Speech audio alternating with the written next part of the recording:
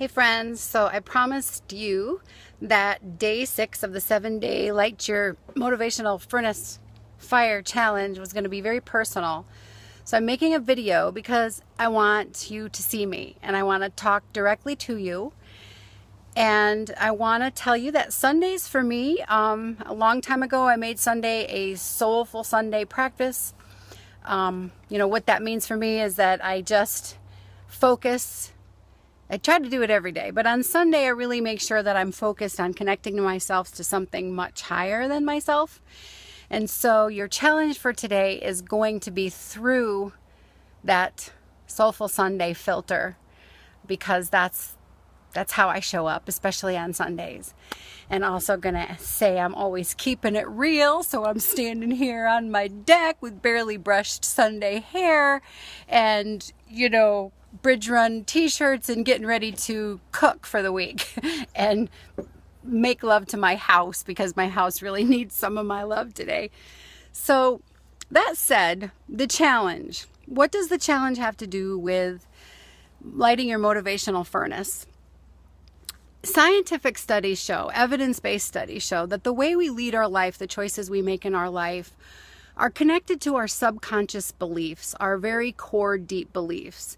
So if there's things that we want to do to make ourselves successful, to make ourselves happy, to make ourselves healthy, and we just can't seem to get our mojo on to do those things consistently, if they feel like chores, if we have every reason in the world to not do them, it's because there is an internal subconscious core belief that is getting in the way. We know this now. It's not woo-hooey. It's not speculation. The 7-day challenge that I presented this week is really founded in some of the core blocks that could exist in how we view ourselves in ways that we don't even know it. So what I wanted you to pay attention to in this week's challenges were how you felt. What were the things that you said to yourself in your head? Did you say things to yourself like, I'm not going to post a video. I'm not going to make a video because I don't like what I look like on video. I don't want people to see me. Or I'm not comfortable talking about myself. Or I don't need all that attention. I don't need to be the center of attention. Pay attention to how you felt about the activities, because those things that you're feeling are reflecting, those are thoughts that are reflecting your baseline or default perspective about everything, about life in general, that may be connected to the story that you tell yourself about self-worthiness, about living your life as who you are, about being out there in your real self with your barely brushed hair and your red nose on your deck with your circles because it's Sunday.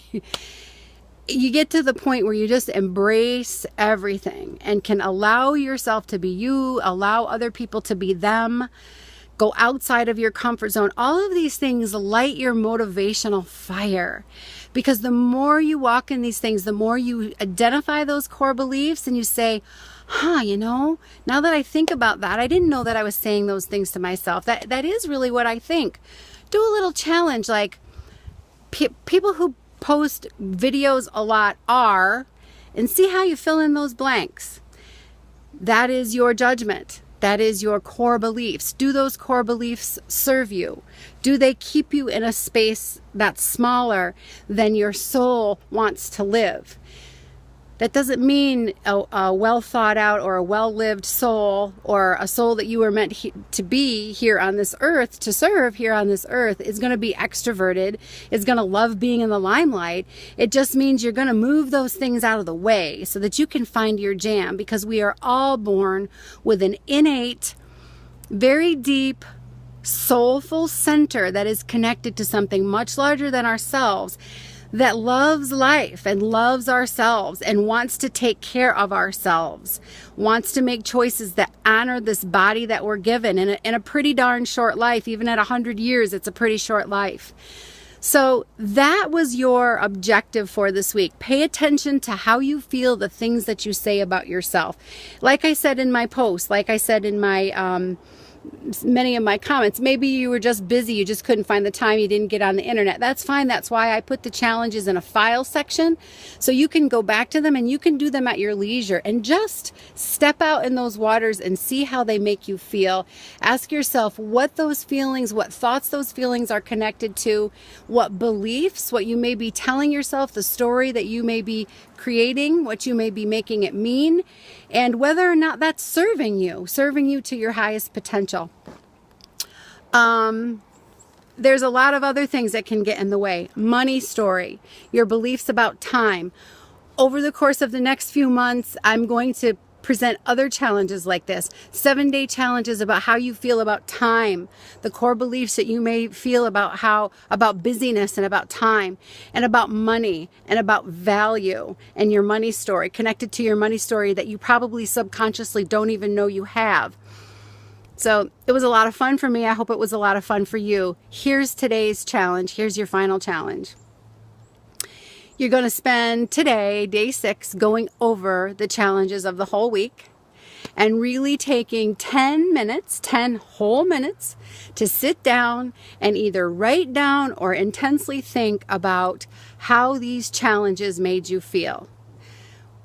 Stories you might be telling yourself, were they easy, were they hard? You probably all thought that I was going to say you're all going to feel great about these things. You're all going to feel great about these things. And when you feel great about yourself, you're motivated to take good care of yourself. And yes, that's true. And that may happen for you. And that's awesome. That doesn't happen for everybody.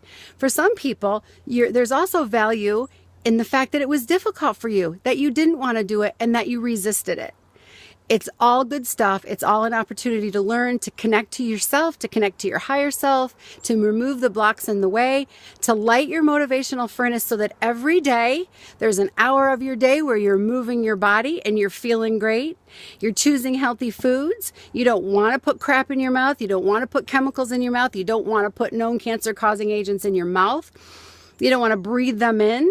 You don't want to do anything that's going to damage this incredible vessel. It's the one body you get in this life to take care of. It can become like breathing. It really can. It can become ease and flow, and you find ways to figure it out no matter how much time you have in your day, no matter how challenging it presented itself in the beginning, no matter how much money you have.